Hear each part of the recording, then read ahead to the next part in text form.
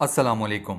आज की वीडियो मौला गाजी अब्बास अलमदार अलैहिस्सलाम के नाम, अहले बैत के नाम। इराक में मौजूद जमीन के अंदर का पानी तकरीबन सब जगह पर ही नमकीन, खारा और पीने के काबिल नहीं है, लेकिन हजरत अब्बास अलैहिस्सलाम की कब्र अक़दस वाले सरदाब में मौजूद पानी इंतहाई खुश जायका और बहुत शफाफ है। एक मुद्दत गुजरने के बावजूद इस पानी की रंगत और जायके में कोई फर्क नहीं आया।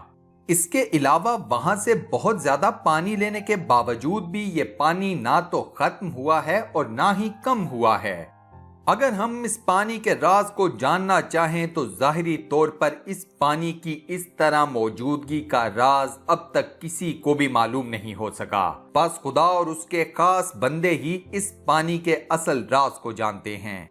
वीडियो में आगे बढ़ने से पहले सब्सक्राइब के बटन पर क्लिक कर दें, साथ बने बेल के आइकन को भी प्रेस कर दें और ऑल नोटिफिकेशंस को भी ऑन कर दें। ये हो सकता है कि करबला के मैदान में शदीद प्यास के बावजूद भी हजरत अब्बास अलैहिस्सलाम ने पानी पर कब्जा करने के बाद अपने आका हुसैन अलैहिस्सलाम और उनके अहलो अयाल की प्यास को मद्देनजर रखते हुए पानी नहीं पिया था। लिहाजा इस मर्तबा शायद खुद ही पानी हजरत अब्बास अलैहिस्सलाम के पास चल कर आ गया है। मेरे अजीज दोस्तों, इस पानी के बारे में गुफ्तगू करने से पहले ये जरूरी है कि इस सरदाब के बारे में कुछ बयान किया जाए। हजरत अब्बास अलैहिस्सलाम के रोज़ा मुबारक का एक सबसे अहम हिस्सा सरदाब है कि जहां हजरत अब्बास अलैहिस्सलाम की हकीकी कब्र अक़दस मौजूद है। यह सरदाब 8वीं सदी हिजरी में बनाया गया था, लिहाजा उस जमाने के फने तामीर के मुताबिक ऊपर वाले हिस्से की निस्बत सरदाब की दीवारें इंतहाई अरीज और मोटी बनाई गई हैं, जबकि ऊपर वाली इमारत की दीवारें सरदाब की दीवारों की आधी चौड़ाई से भी कम मोटी हैं। अब इस वजह से कब्र मुबारक वाला पूरा सरदाब ऊपर वाली इमारत के बरअक्स बहुत ही तंग है। इसमें मौजूद गैलरियां और रास्ते दीवारों की बहुत ज्यादा चौड़ाई होने की वजह से तंग गलियों के मुशाबे हैं। सरदाब की इमारत के बारे में बयान करते वक्त हम कोशिश करेंगे कि हर्म के नए इदारे के जेर निगरानी शरकतुल हलुल अराकियाता की जानिब से की जाने वाली सरदाब में तरमीम व तामीर को बयान करने के साथ साथ इस जदीद तरमीम व तामीर से पहले वाली हालत को भी बयान करें। सहन के शुमाल मशरकी हिस्से में जरीब वाली इमारत की शुमाली गैलरी की दीवार में एक खूबसूरत नक्शो निगार वाला दरवाजा लगा हुआ है। यह दरवाजा एक कमरे में खुलता है जिस कमरे की चौड़ाई 3.18 मीटर है और यह कमरा तकरीबन 2 मीटर तक गैलरी की दीवार के अंदर है। इस कमरे की दीवारों पर फर्श से लेकर 2 मीटर ऊपर तक संगे मरमर लगा हुआ था, जिसको हटाकर इसकी जगह नया और आला दर्जे का संगे मरमर लगा दिया गया है। संगे मरमर से ऊपर वाला हिस्सा पहले फकत एक सफेद दीवार थी, लेकिन अब नया संगे मरमर लगाने के बाद सारी दीवार को आईनों और क्रिस्टल के टुकड़ों से मुज़य्यन कर दिया गया है।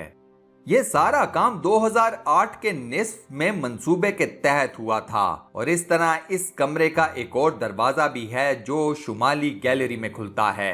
ये दरवाजा सोने का है। यहाँ पर पहले चांदी का दरवाजा लगा हुआ था जिसको 2007 में तब्दील कर दिया गया। इस कमरे के तकरीबन दरमियान में जमीन में एक लोहे का दरवाजा है। ये दरवाजा उस रास्ते पे खुलता है जो सरदाब की तरफ जाता है।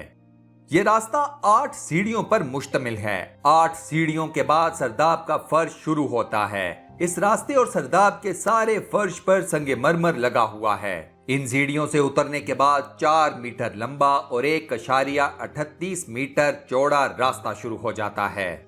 इस 4 मीटर लंबे रास्ते के खत्म होने के बाद जरी वाली इमारत में मौजूद गैलरी का सरदाब वाला हिस्सा शुरू होता है, जो कि चारों तरफ घूमने के बाद सरदाब की इब्तदा वाली रास्ते पे खत्म होता है। ऊपर वाली गैलरियों के नीचे सरदाब में भी गैलरियां हैं। हम इनको सरदाब वाली गैलरी से ताबीर कर सकते हैं। सरदाब वाली गैलरी काफी तंग है और बाज जगह इस गैलरी की चौड़ाई में गैर महसूस सा इजाफा भी होता है। सरदाब में मौजूद गैलरी की चौड़ाई 1.27 मीटर से लेकर 1.38 मीटर तक है। सरदाब वाली गैलरी में बाज जगह कब्रें भी मौजूद हैं। اس گیلری کی جو دیوار حضرت عباس علیہ السلام کی قبر اقدس کے قریب ہے اس میں محراب نما طاق بنے ہوئے ہیں۔ بعد میں ان کے سامنے دیوار بنا کر انہیں بند کر دیا گیا تھا۔ اس کے بعد نئے منصوبے کے تحت اس دیوار کو ختم کر کے نئی دیوار بنائی گئی ہے اور اس دیوار میں سوراخ رکھے گئے ہیں۔ سنگ مرمر لگانے کے بعد سرداب کی گیلری مزید 10 سینٹی میٹر تنگ ہو گئی ہے اور یہ سنگ مرمر بھی نئے منصوبے کے تحت ہی لگایا گیا تھا۔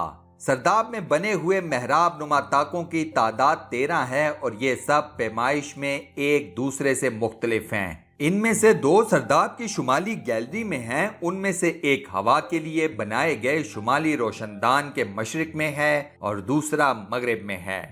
اس کے علاوہ 3 محراب نما طاق مغربی گیلری میں ہیں، ان میں سے 2 ہوا کے لیے بنائے گئے ہیں۔ شیخ عباس 36 سال تک علمدار کربلا حضرت ابو الفضل العباس علیہ السلام کے حرم مبارک کے خادم رہے ہیں۔ ان کی عمر 74 سال سے زیادہ ہے۔ انہوں نے حضرت عباس علیہ السلام کی زریع کے ارد گرد جاری پانی کے بارے میں تشریح کرتے ہوئے کہا ہے کہ پہلے 2 چشمے سرداب مطہر میں موجود تھے۔ 400 سال پہلے سے یہ پانی یہاں پر موجود ہے۔ اس وقت پائپ لائنز کا کوئی وجود نہیں تھا۔ پانی ایک طرف سے نکل کر دوسری جانب بہہ جاتا تھا۔ اس پانی کا مزہ معدنی پانی سے بھی زیادہ خوشگوار ہے۔ اس سرداب کی سیڑھیاں تھیں، لوگ اس پانی سے تبرک کے طور پر استفادہ کرتے تھے۔ یہ پانی سردیوں میں گرم اور گرمیوں میں ٹھنڈا ہو جاتا تھا۔ یہ پانی ایک ہی سطح پر باقی رہتا ہے اور اس میں کمی اور زیادتی نہیں ہوتی۔ شیخ عباس کا کہنا یہ ہے کہ اگر پانی 10 دن سے زیادہ کسی جگہ رکا رہے تو وہ سڑ جاتا ہے، اس میں بدبو پیدا ہو جاتی ہے، لیکن اس پانی کے ساتھ ایسا کوئی معاملہ نہیں۔ یہ پانی دروازے بند ہونے کے باوجود گلاب کی طرح معطر اور خوشبودار ہے۔ یہ پانی راکد ہے لیکن اس کے رنگ اور طعم میں کوئی فرق نہیں پڑتا، اور اس کی دوسری خصوصیت یہ ہے کہ پانی کی سطح حضرت عباس علیہ السلام کی قبر مبارک سے بلند ہے، لیکن پانی قبر کے ارد گرد دیوار سے قبر میں داخل نہیں ہوتا۔ حضرت عباس کا پورا نام عباس بن علی بن ابی طالب ہے۔ ابو الفضل اور علمدار کربلا کے نام سے وہ مشہور ہیں۔ امام علی علیہ السلام کے 5ویں اور ام البنین کے سب سے بڑے فرزند ہیں۔ حضرت عباس علیہ السلام کی زندگی کا سب سے اہم حصہ واقعہ کربلا اور روز عاشورہ کربلا میں شہید ہونا ہے۔ آپ کربلا میں امام حسین علیہ السلام کی فوج کے سپہ سالار تھے اور امام حسین کے ساتھیوں کے لیے فرات سے پانی لائے۔ آپ اور آپ کے بھائیوں نے عبید اللہ بن زیاد کے امان نامے کو ٹھکرایا اور امام حسین علیہ السلام کی فوج میں رہ کر جنگ کرتے ہوئے شہادت حاصل کی۔ بعض کتابوں میں یہ لکھا ہے کہ آپ کے دونوں بازو جدا ہو گئے تھے اور سر پر گزر لگا تھا اور ایسی حالت میں آپ کی شہادت ہوئی تھی۔ کچھ علماء کرام نے آپ کی لاش مبارک پر امام حسین علیہ السلام کا گریہ کرنا بھی نقل کیا ہے۔ بعض کتابوں میں لکھا ہے کہ آپ کا قد لمبا اور صورت کے اعتبار سے حسین تھے۔ امام حسین علیہ السلام کو آپ سے بے انتہا محبت تھی۔ اسی محبت کو معروض خاطر رکھتے ہوئے حضرت عباس علیہ السلام نے اپنی جان بھی اپنے محبوب پر نچھاور کر دی۔ روایات کے مطابق جب آپ پیدا ہوئے تو امام علی علیہ السلام نے آپ کو اپنی گود میں لیا اور آپ کو عباس نام دیا۔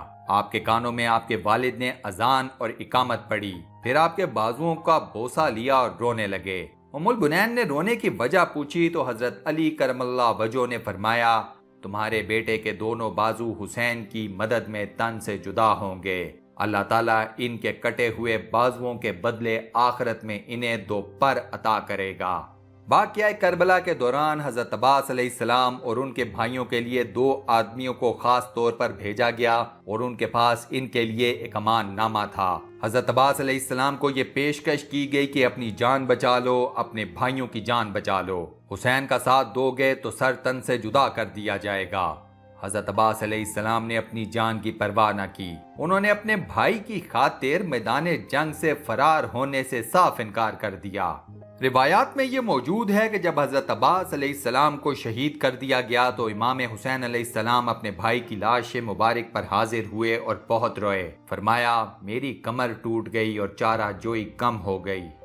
دوستو حضرت عباس علیہ السلام کو بنو ہاشم میں ایک انتہائی منفرد مقام حاصل ہے۔ اس کے علاوہ اہل بیت میں بھی ان کی اپنی ایک الگ پہچان ہے۔ حضرت عباس علیہ السلام اللہ رب العزت کے محبوب بندے ہیں اور اس کا سب سے بڑا ثبوت ان کی قبر مبارک کے ارد گرد موجود تازہ پانی ہے کہ جس کے بارے میں آج تک یہ راز کوئی نہ جان سکا کہ یہ پانی کہاں سے آتا ہے اور کہاں کو چلا جاتا ہے۔